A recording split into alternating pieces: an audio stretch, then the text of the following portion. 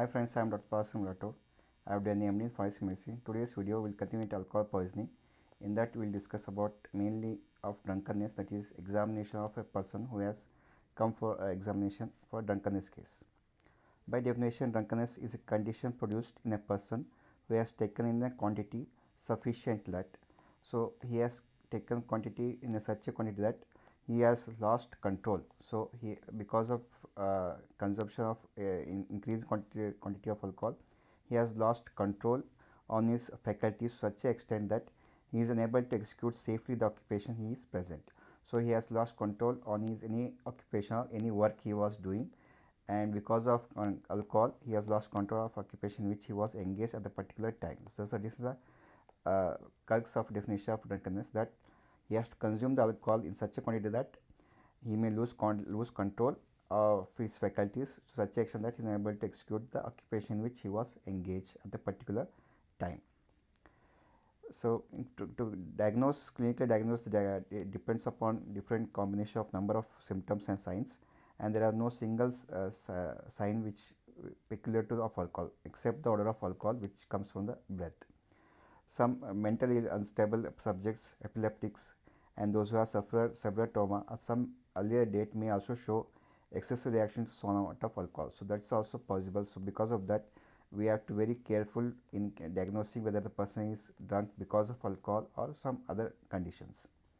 So coming to examination, so first date and time, time of beginning and time of end of the examination has to be mentioned clearly. So any person who is drunk, so he may be drunk and he has caused some illegal activity, like he has caused a road traffic accident or he has caused some domestic violence. In commonly the drunk person is brought to hospital for examination. So he is brought mainly by police constable. In the doctor's duty is to examine and confirm whether the person has consumed alcohol, and he has consumed such an extent because of that he is drunk. So for that purpose, time of beginning and time of the beginning and ending has to be mentioned, since alcohol concentration changes as time passes. So as time passes, that concentration changes. So because of that, time has to be mentioned, and since at the time at the end of the examination the person may become normal also, so chances are there it may be excreted and the person may become normal. For that purpose it has to be clearly mentioned. Next step is exclusion of injuries or any pathological states the person may be. So this is the differential diagnosis which has to be done before confirming whether the person is drunk. So these are some conditions where the signs and symptoms are similar to that of drunkenness. First is fever and injury. So head injury has to be examined. The scalp should be examined for any contusions, any lacerations or anything like fractures is present has to be carefully examined to rule out that person has head injuries. Then some metabolic disorders like hypoglycemia, diabetics, precoma, hypothyroidism or any other metabolic disorder has to be done by examining the blood or symptoms. Then neurological conditions by asking history whether the person has some chronic history, as he has multiple sclerosis or some tumor or epilepsy or any other diseases. Then drug history. So drug history has to be clearly asked whether the person has consumed alcohol. Insulin may lead to hypoglycemia. Then barbiturates, antihistamines, large dose of barbiturates, antihistamines or morphine, atropine or any type of sedatives if he has consumed can also cause serious depressions and similar symptoms of alcohol. Then a person having psychological disorders in his history, if like hypomania, general paralysis, that also can be there. Then you have to examine if the person has high fever. In high fever, the person usually has delirium like symptoms and it may be mistaken for drunkenness cases. Then exposure to carbon monoxide also. So if the person is brought from enclosed space, there is chance that carbon monoxide may be present, increase in concentration in carbon monoxide in that space, and because of that the person may have the symptoms. So these are all has to be ruled out before starting the examination. First you have to take the examination, start with the history, then amount and time of liquor taken should be noted. So first the person has to be asked whether what type of liquor he has taken, how much quantity he has taken, and how many hours he has before he was drunk. So these are helpful to estimate the concentration of alcohol. So how much concentration is there can be calculated roughly based on type of liquor, quantity of liquor, and how much time it has passed. Then history of any disease, disability, or whether he is under a medical treatment. This is is to rule out any pathological disease or conditions, which is helpful. Next we go for general behavior. So general behavior, first is general manners and behavior. So in this we will note down whether the person is talkative or aggressive or any abuse or he is abusive, that has to be noted. That is all indicative that person is is on the state of excitement or incoordination.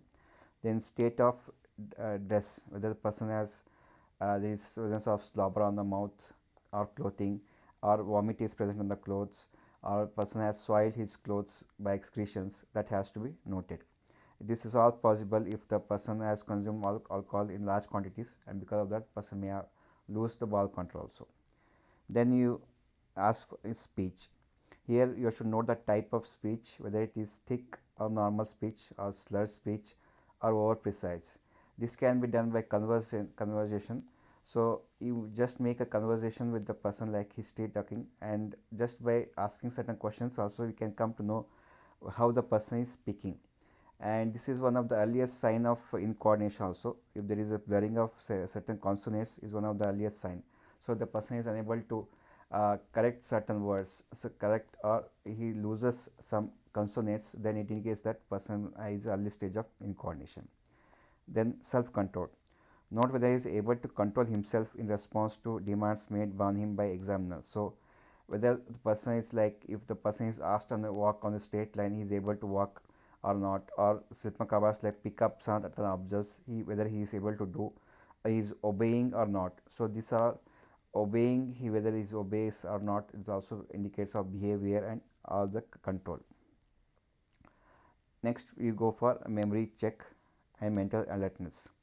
So memory of the person for recent events like where he was before the event, where he was present, what was the place, what was the time. So recent events, anything is there relevant has to be asked. Usually in a alcohol condition, the person may not be able to recall properly. Questioned about his movements during the preceding few hours and details of his accident, if any, should be asked. A few very simple sums of addition or subtraction may also be asked for to know whether the person's alertness, how much he is alert, or how much his conscious level is present, will be indicative. Next, the person may be given some handwriting. For this is done mainly to know the coordination test. So this is helpful to know the person is coordination or person is obeying the commands or not. The examiner should be asked to copy a few lines from a newspaper or book. Notes should be taken, the time taken, how much time the person has taken to complete the sentence. Person has either repetition the same words. Sometimes he may repeat the same words, or sometimes he omits certain words, letters or lines. Then whether the person is able to read his own writing or not, that is also present. So once after drunk, the person may not able to write properly, and he may not able to read also. Both the original and copy should be preserved and for further analysis, and that has to be also, the person has to be signed, that document has to be signed with his own name. So this signed document can be useful to know whether the compared with on his driving license, to know whether the person is coordinated for doing coordinative work, fine coordination is present or not. Then pulse, heart rate is examined. The resting pulse should be taken at the beginning and at the time of end of examination. The pulse is rapid and usually full and bounding. A slight increase in BP may also occur, often in systolic level. So alcohol usually increases the heart rate. There is tachycardia first. So later on, as the symptoms subsides, the heart rate may become normal or decrease. The temperature, surface temperature usually raised because of alcohol consumption. Then skin may show changes like dryness of the skin, moisture may be present, it may be flushed or pale in appearance. In mouth, the record should be done of general state of the mouth, whether teeth, tongue, how it is present, or hygienic is present or not, noting whether there is a tongue is dry, fluid or bitten. Then smell of breath should be recorded. So smell of breath, usually any case, even the small amount of alcohol, if he has consumed, the smell of alcohol will be present. Then you examine the eyes. So eye examination, first general appearance, whether the lids are swollen or red, or whether the conjunctiva are congested. So usually after drunkenness of the person consumption of alcohol, there is congestion of conjunctiva is present. Then color of the eyes and any abnormalities are present has to be noted. Visual acuity, any gross defect should be noted. Visual acuity usually decreases as person consumes and person not able to see and interpret the images. Then examination of intrinsic muscles of the eyes. It can be done by examination of pupils, whether the pupils are equal or unequally dilated or contracted, abnormal in any way, usually dilated in early stages but may be contracted in later stages or coma. Then pupils reaction to light, which should be whether noted whether the action is brisk, slower, and absent. Then examine the extrinsic muscles of the eyes. Convergence has to be noted. A finger is placed on the front of the eyes. So if the person is able to follow the finger or not, one eye, if he is follow the finger, it will be tested. So test the degree of ability to follow a finger in all normal directions and to converge the eyes normally in near objects. Then if there is strabismus, whether it is present or not, or nystagmus with presence of fine lateral nystagmus may be indicative of alcohol intoxication. So mainly nystagmus will be present where the person's to and fro eye movements will be present. Then examination ears. Gross impairment of hearing is usually seen. Abnormality of drums may be present. Then gait. This is an indication of stage of incoordination where the person is not able to walk properly or not able to present. The integrity of nervous and muscular system is tested for coordination of fine and gross movements, that is balance, gait and speech. First, manner of walking has to be tested, whether it is straight, irregular, or precise, unsteady or with feet apart. So person is asked to walk on the straight line and things has to be observed whether the person is able to walk straight, whether he is irregularly walking, whether he is over precise, unsteady or with feet apart. Then reaction to time, to direction to turn. Once the person is started walking, person has to be asked to turn from left or right, and how much time it takes for the person to react to that command has to be noted. Then manner of turning, whether does the examiner keep his balance, lurch forward or reel to one side, that has to be noted. Then stance, whether the examiner can stand with his eyes closed and heels together without swaying, that is one of the rhombus test. So in rhombus test, normal person can stand with eyes closed and legs apart. So if the person is asked stand his eyes closed and heels together without swaying, that is indicates that the person is normal. If he is unable to do that, is rhombus test will be negative. Then muscle coordination can be done by different methods. From finger to nose, where one finger is asked to place on the from one finger to nose, outstretched hand is asked to place on the nose. Then finger to finger, one finger to other finger, the finger has to be touched, that is finger to finger test. Then picking up medium sized objects from the floor. So this is done to test the fine coordination. So small objects or any medium object is placed on the floor and person is asked to pick up. Unbuttoning and rebuttoning are also done for same purpose. Then lifting two objects such as tumblers from the table and replacing them side by side. So if he is able to pick up some object and from one hand to another hand, he is able to pass that object from one hand to other hand, has to be tested. So these are tests can be done to test whether the person is able to do cross coordination. So gross coordination mainly includes like for arms, arms lengths, then forearms. Fine coordination mainly includes fingertips. So fingertips coordination like buttoning, unbuttoning, picking up objects. These are two all fine coordination tests where finally the person is able to pick up or not by fingers are tested. Then reflexes, usually the reflexes will be sluggish. Knee and ankle reflexes should be tested, which are delayed or sluggish. Plantar reflex may be extensor or flexor reflex may be seen. Then systemic examination, that is a general examination. A systemic examination, the heart, lungs and abdomen should be examined and the blood pressure taken to establish the presence or absence of any diseases. So usually all the systems are examined, just auscultation, palpitation is done, then heart, lungs and abdomen should be examined and blood pressure is also taken and to rule out any diseases. Then lab investigation is done. This is the conformity test. So till now which we discussed is just the general physical examination which tells the symptoms and signs of alcoholism, but lab investigation will confirm whether the person has consumed alcohol or how much quantity he has consumed. So degree of intoxication can be estimated by concentration of alcohol in the blood, urine, breath or saliva. So these are all body fluids has to be collected, and these body fluids will be helpful for examination to confirm the concentration. In fatal accidents with partial body destruction muscles or in the fluid in the eyes can also be analyzed. So if the person has died because of alcohol intoxication, then muscles can be useful or eyes vitreous can also be useful.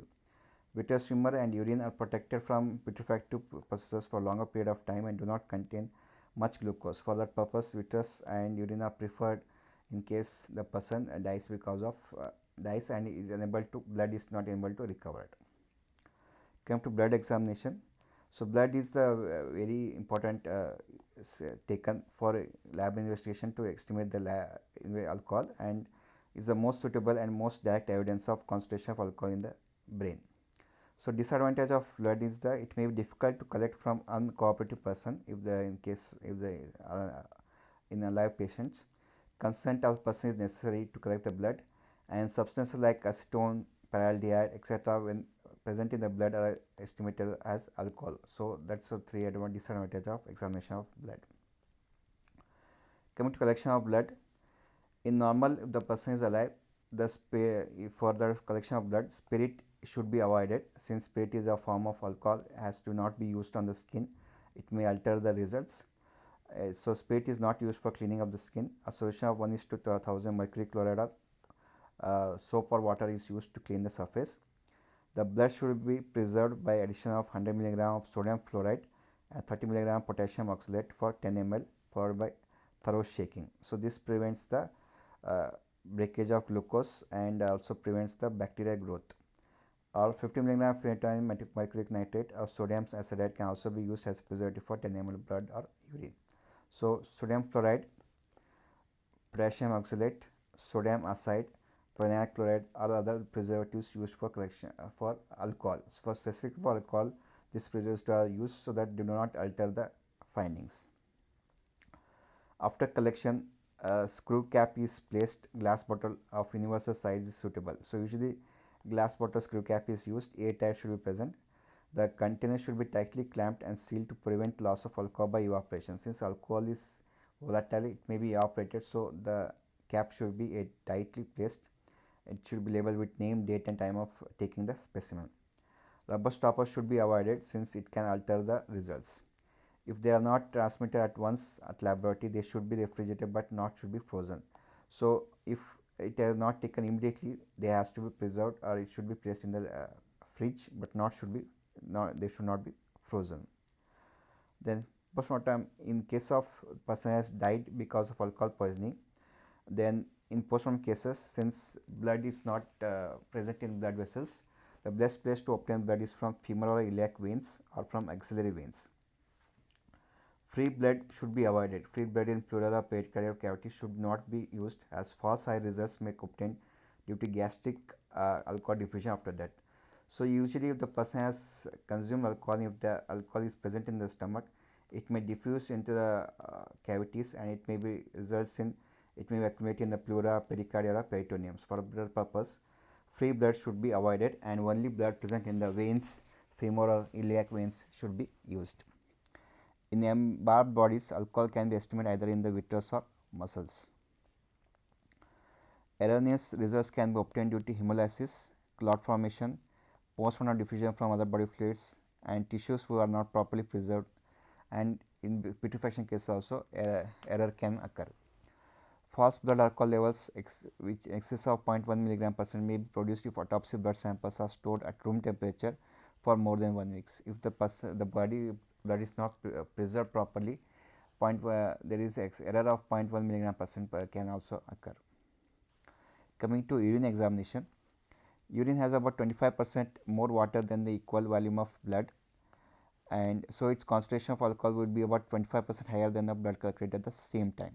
So urine is consists more water, and alcohol it will be accumulated, so it has chances to be more than 25% more higher than that of in the same time.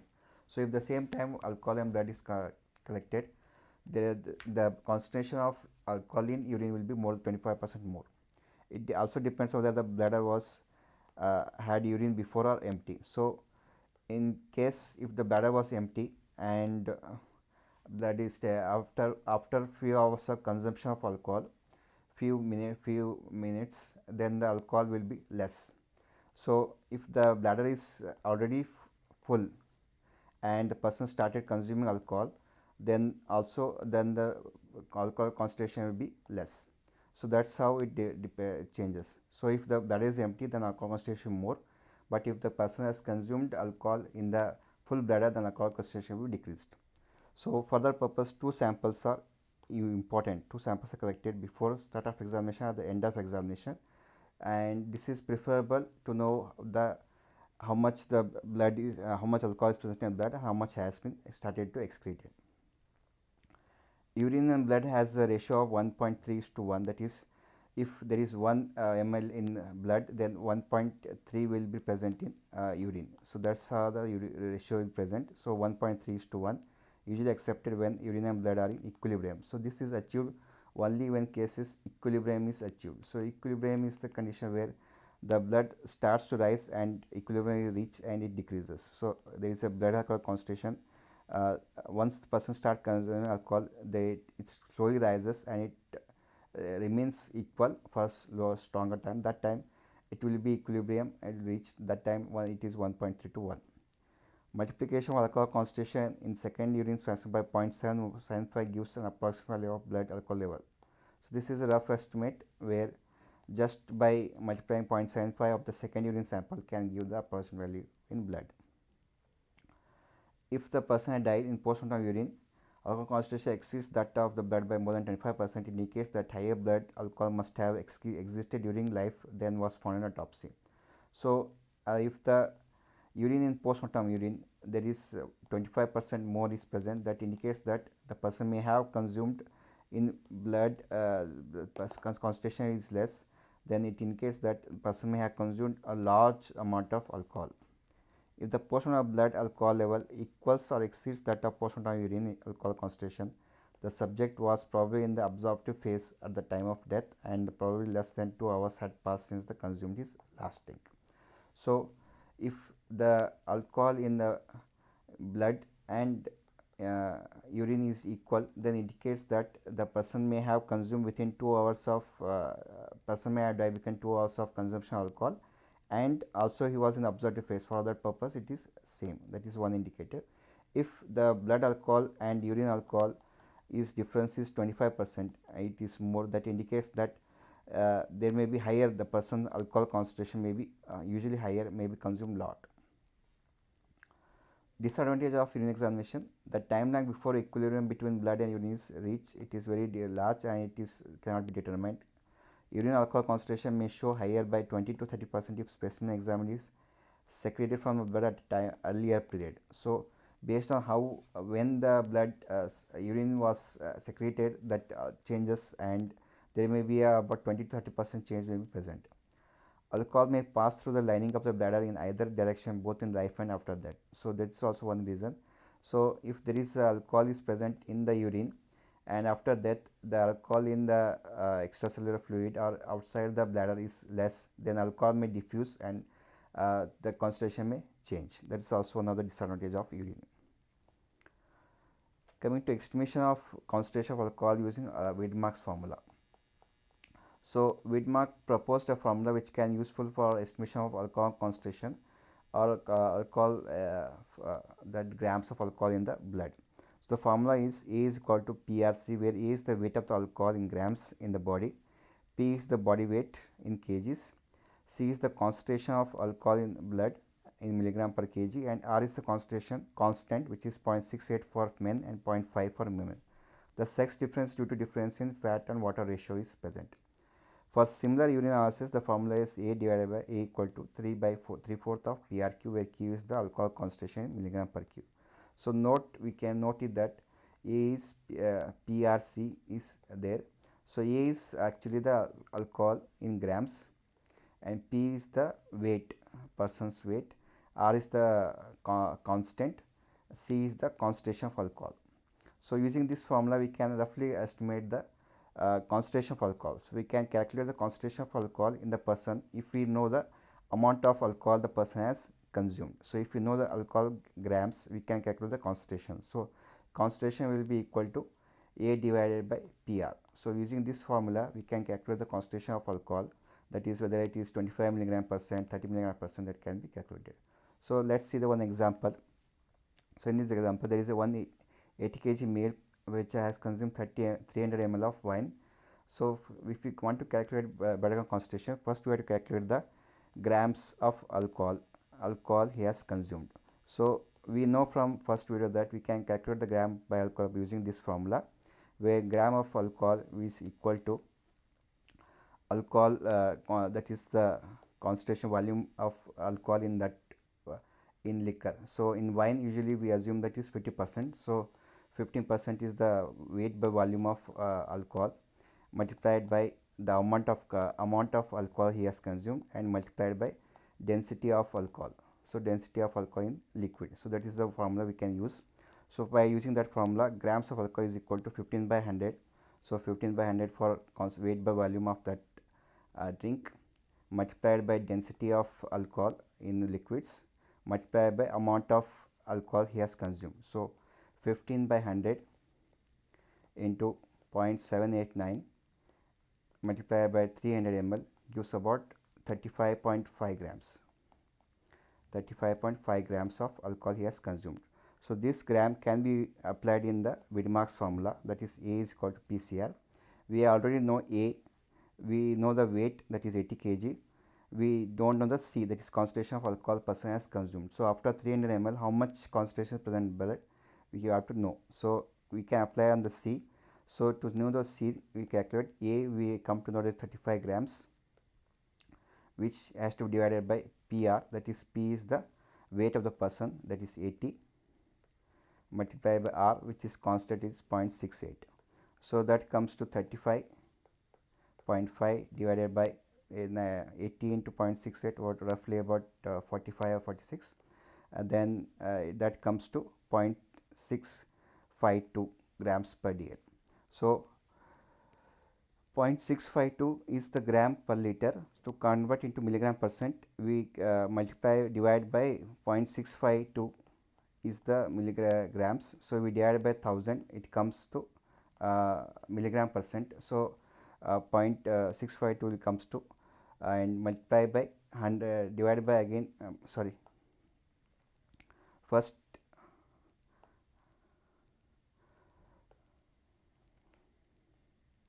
so to convert it, 0.652 is multiplied by 1000, which gives about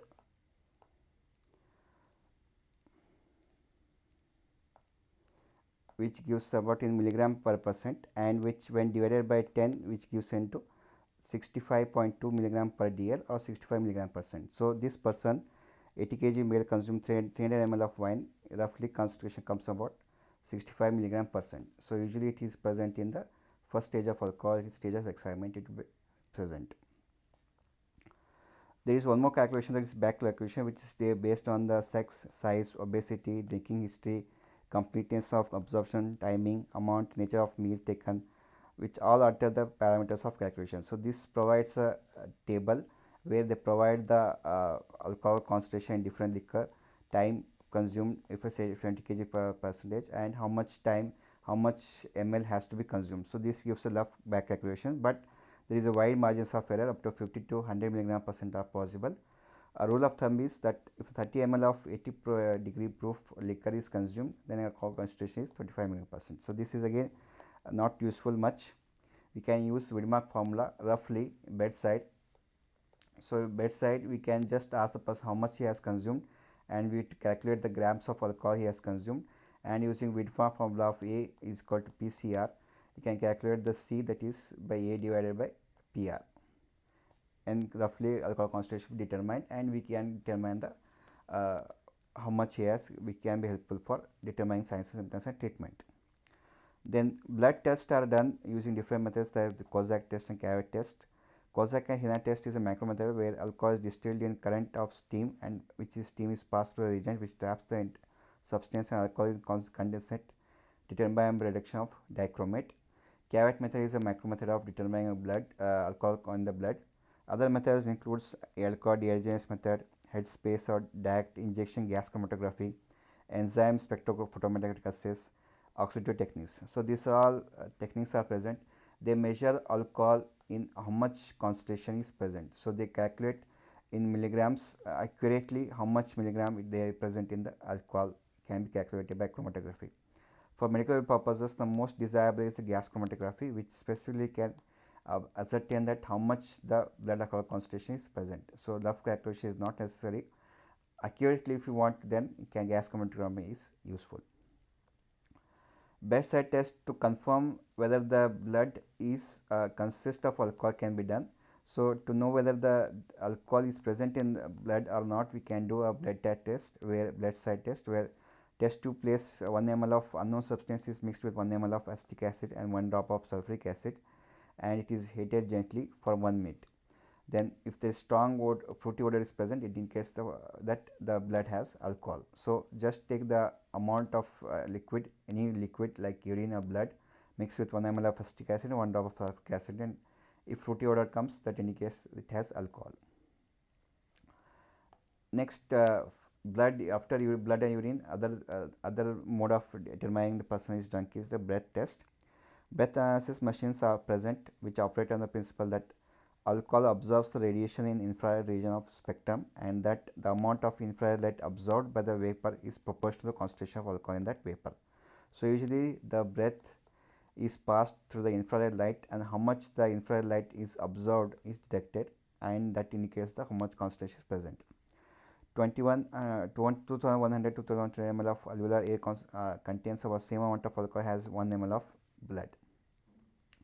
So breath test is based on Henry's law, which states that when a volatile chemical like ethanol is dissolved in liquid like blood and is brought in equilibrium with air, that is alveolar air, there is a fixed ratio between the concentration of volatile compound in air and its concentration in liquid, and that constant is given temperature. So what Henry's law states that if there is any volatile liquid like alcohol in blood is present, then it will be in equal constant between the air and the blood. So it will be in constant ratio will be present, and it will be same for a given temperature.